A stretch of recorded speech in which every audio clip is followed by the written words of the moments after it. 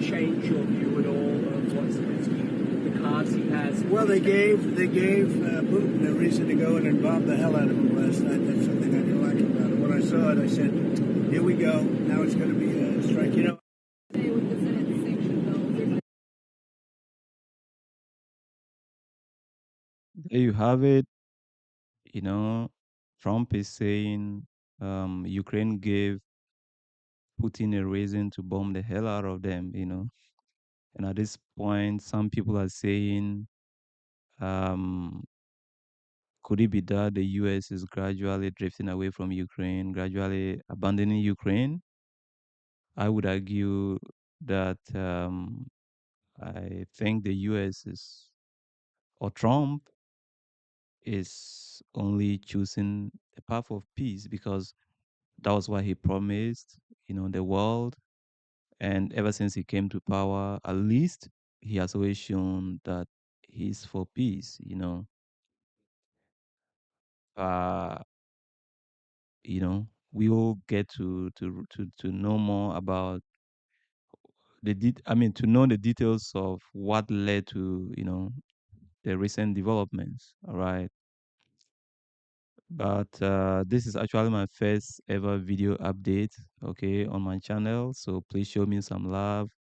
And you must be very special, to be watching my first ever video update. All right.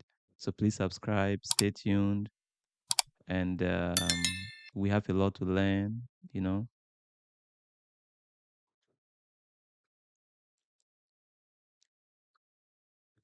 All right. So I think a couple of things happened that led to this statement from Trump. All right. It all started with the attack on the nuclear fleet, the strategic nuclear bombers of Russia that took place on the 1st of June. And I just have the impression that the month of June is a bit crazy, honestly. Like a lot of things are happening. I've never felt this low, if I may say. Like this month, the previous month, April, I'm an April born. So April, May was a very good month for me. By June, a lot of things are just happening left and right, even in my own home country, Ghana. So I don't know. Like I just have the impression that a lot of things are happening, and we just hope for the best. But like I was saying, it all started when uh, the report came out, the video came out showing drones attacking, the Russian nuclear bombers.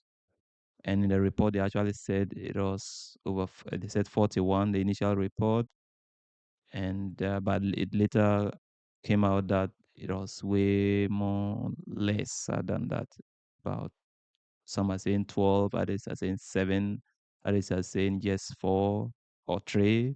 So whatever, the truth of the matter is that Russian nuclear bombers were attacked just a day to the to the second round of the negotiations that was to take place at Istanbul, right? On the 2nd of June, all right? So the Russian side were thinking that, oh, this was at least that it's not like they were thinking, but this is how they interpreted the whole attack, because it wasn't just the attack on their nuclear fleet. I think on the same day, if I'm not mistaken, two, or was it a day before? Maybe, two trains were actually derailed in Russia that led to the death of, I think, dozens of people, if I'm not mistaken, or the 7 people, and 12 other injured or whatever. And just after that incident, followed up with the strike on their nuclear fleet.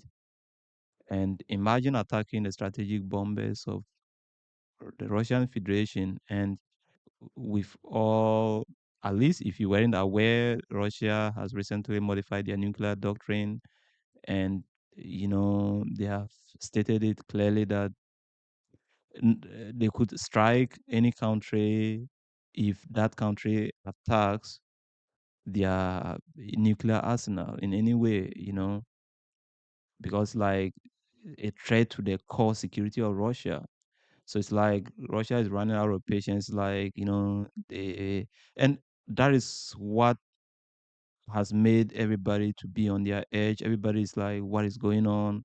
And that's why I started by saying that this month to me, because this attack happened on the 1st of June, and it's all that led to Trump saying what he has just said, that Ukraine gave Putin a reason to strike, to bomb the hell out of them as he kept it, you know. And the Russian side is also saying that they took it that it was just like a way by Ukraine to sabotage the peace talks, the second round of the peace talks at Istanbul. I think the first round took place, was it in Switzerland? Now the second round was to take place in Istanbul. No, the first ever r- peace talks took place uh, in Istanbul, but and Russia and Ukraine nearly even reached, was it that they even reached an agreement before, I think, was it Boris Johnson, what I've read, you know, told Ukraine not to, like, they were going to support Ukraine to fight, I mean, be victorious. So this was the second round of the negotiations, right? And they were both going to exchange memorandums, right, from both sides, um, because Ukraine is asking for what do they call it? It's asking for an unconditional ceasefire from Russia, which is understandable because if I have been bombed for over 3 years now, and then you asking me like, we should just try to reach peace, we should negotiate. How can we be negotiating while you are still bombing me? But by the way, I think gradually the war is, there have always been strikes even on the Russian side, but now we have witnessed more strikes on the Russian side, of late. So, uh, you know but Russia is saying they want to tackle, first of all, the root cause of the conflict, because what led to them invading Ukraine or carrying out the special military operation, as they call it, was for the fact that Ukraine wanted to join NATO, and you know the story already, right? So, and also to free the native or the Rus, they call it Russophones, the people, Russian-speaking Ukrainians in the Donbass and all of that. The story, you could go and you can go and listen to the first speech ever made by Putin following the special military operation, or the invasion, if you want to call it that way, of Ukraine. So um so they are like, they want the root cause, they want to actually both parties to sit down and tackle the root cause of the problem, instead of just having a ceasefire, because having a ceasefire would mean that Ukraine would just take some rest, reposition, rearm, and the war continues. But I really don't think Ukraine wants that, because as the war prolongs, Ukraine is, at least at the moment, because Russia is having the upper hand militarily, though they are both having a lot of casualties, both sides, but Russia is having the upper hand, you know, despite the support of Ukraine by its allies. Russia is still having the upper hand, is still prevailing, and the economic sanctions and all of that, Russia is still prevailing. So I think that's also the reason why Russia sees no need for an unconditional ceasefire, because an unconditional ceasefire, as I was saying, they take it like it may be an opportunity for them to rearm, regroup, and then the war continues, because Ukraine is probably believes in victory, and even its allies also believe in victory. You know, so but so but the good thing is that after these attacks on the 1st of June, Russia still prevailed at the negotiations. And most people were even anticipating that this was not going to yield any good results, and that the actions, like I was saying, that took place prior to the negotiations, the attack on the strategic nuclear bombers of Russia, the derailing of two trains, and all of those attacks were just a way by Ukraine to sabotage the peace talks, because Ukraine doesn't want to negotiate with Russia. Ukraine wants, in reality, Ukraine wants, that's what at least some people see it. All right, Ukraine really wants victory. Just so, because Ukraine is not willing to lose its territory, Crimea, and then the Donbass and all of that. So they really want more sanctions on Russia, more military support, so that they can face Russia head on. You see, but just that some members of NATO, especially the US, they see that as a gradual process of Ukraine dragging them into a nuclear catastrophe, another, aka third world war with Russia. So the US is very aware of this, and that's why Trump, even when he did his campaign, he said he was coming to stop this war within 24 hours. So you have uh, the Western NATO countries. I say the Western NATO countries. We have France. Let me name them. We have France. We have Germany and the UK. I mean, they are the ones leading this support for Ukraine at the moment, because the US, with the Trump administration, is gradually withdrawing, and they want more aid for, or they want, aka strategic defeat of Russia. You know, but US is refusing to play the game and is trying to withdraw.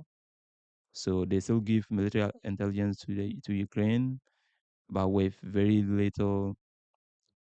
They still share military intelligence, but with very little weaponry supply to Ukraine. You know, so, but at the end of the day, after these peace talks, or because it still took place on the 2nd of June, they ended up exchanging dead bodies. I think 6,000 from both sides, and I read just this morning that the Ukraine abandoned the dead bodies that were coming from Russia. I'm yet to read the details of that. Maybe in another video update, I will share that with you. But that is the only thing that they reached, the only agreement that they reached. Both sides agreed to exchange, I think, some more prisoners and some dead bodies. That was just it,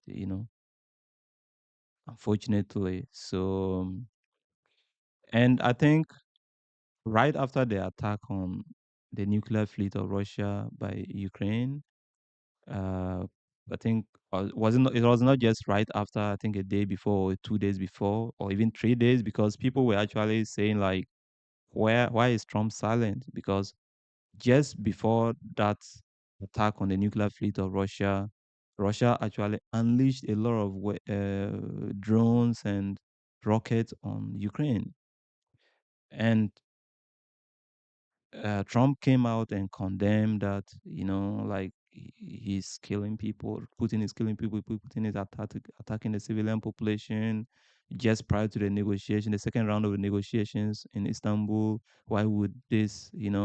So when um, Ukraine hit back by attacking the nuclear fleet of Russia, everybody was quiet. Everybody was like, "Where is Mr. Trump? Like, why are you not condemning Ukraine this time around?" You know, And then, but Trump actually gave a call to Putin, and then after the call, he said Putin promised to respond. So, and after that promise, so-called, let me not say so-called promise, but after what they are saying, the response, the awaiting response of Russia, uh, after that announcement made by Trump, I think there was a tweet that he said that a lot of people, I mean, just after that, Ukraine has witnessed again a lot of bombardments, in the past few days, even up to date. A lot of drone attacks, missile attacks, and all of that, massive than usual. So some people are saying, okay, this is probably the retaliatory strike by Russia for the attack on their nuclear fleet, and also for, even when Russia spoke, they never said. If you listen to the speech of Putin, or like Putin addressing the Russians after the attack on the derailing of the two trains and the attack of the two. I mean, I said the two of their airfields. Their strategic nuclear airfields. You know, he never really mentioned or focused on the fact that, um, their strategic nuclear fleet has been attacked, but he laid more emphasis on the derailing of the trains, calling it a terrorist attack because that it was, it targeted civilians, in the Kursk and Bryansk region, if I'm not mistaken. So, and then he said retaliation was just going to come. And after Trump also had, that was, Trump also confirmed it, by his tweet and everything. But what is happening now, a lot of bombardments still continue, massive bombardments than usual on Kiev. Some people are saying, oh, this is just the usual thing because Ukraine has been bombed ever since 2022, if I'm not mistaken. But so some people are like, this is still something habitual and nothing unusual. And everybody's on the edge. Is the retaliation from Russia going to be nuclear? And if you are following the whole story, I think just last year, Russia has actually modified their nuclear doctrine, and they can use nukes at any given point in time, and they wouldn't mind striking like any country that threatens their security. And the core of their security is the nuclear bombers and the nuclear arsenal. So everybody's afraid that this may lead to a nuclear attack. Either the investigation is still ongoing. If it comes out that, okay, there were some NATO allies involved, then probably, who knows if Russia is going to attack those countries, or the retaliation is just, though Ukraine actually says openly that they take full responsibility of everything that happened. No other country was involved, but who knows? You see. And then after this happened, I think, was it on the when was that? Was it on the fifth? Yeah, the German chancellor went to the U.S. And met Trump, and they talked about it. And then uh, they discussed a lot of things, including Ukraine. And that was when Trump compared Russia and Ukraine fighting to be like two children fighting in the park. They hate each other. So that sometimes you just have to let them fight a while before you try separating them again. Because I think Trump is becoming frustrated in a sense that he's beginning to feel that, like, his peace efforts are not appreciated by both sides, and he's finding it hard to deal with both of them. They continue exchanging blows, you know. But Frederick Merz, just like the other allies like France and um, Britain, they still believe in empowering Ukraine, more aid, more military support, supply of weaponry, more sanctions on Russia. But Trump seems not to, because he said he was coming for peace, and he is trying to mediate. And so I think he has lessened the military aid to Ukraine, apart from maybe sharing intelligence at the moment. But I think there is a package of sanctions. At least the bill has already been.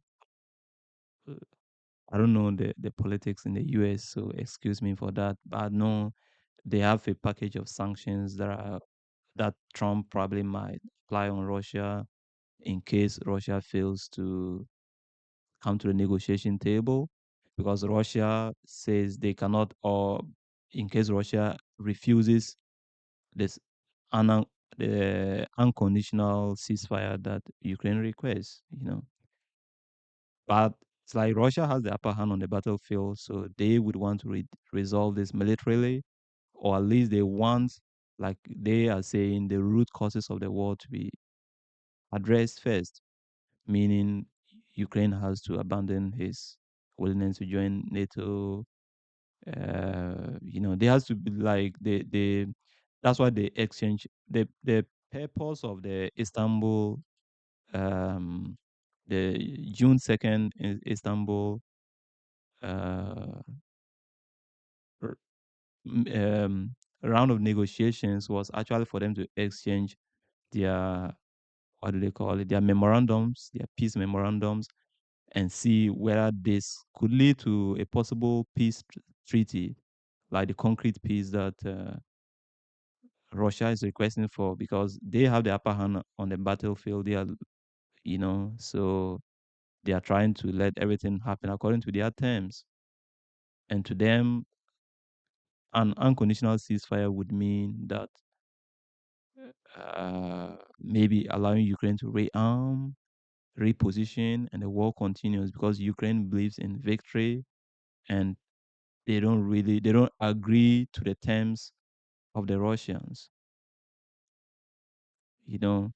So this is a complicated situation. So after all these developments, it was then that Trump made this statement on camera that you know they gave, I mean, um, the Ukrainians gave Putin a reason to bomb the hell out of them, But I don't know, I don't know, like sometimes I feel like I shouldn't have been following this development, but I'm somebody that just like nature, history. I like to be informed and all of that, and sometimes the more you listen to this, all I want is peace, all I dream of is just peace. I can imagine life is already hard for the ordinary person, Now imagine if I were here and I was thinking about the possibility of a bomb being dropped on this building, like, so imagine the life of the ordinary Ukrainian, and especially also the life of a Russian, because both sides strike each other, So I just hope that the world leaders should continue to step up and really um, make tremendous efforts towards like a long lasting peace, else this could actually lead to something else. Anyway, this is what I had to share for today's video update. Please let me know. I know I admit that I wasn't really organized, because I just thought of sharing something. So please subscribe. Let me know in the comment section what I could improve. And please like the video and share. See you in the next one. Bye for now.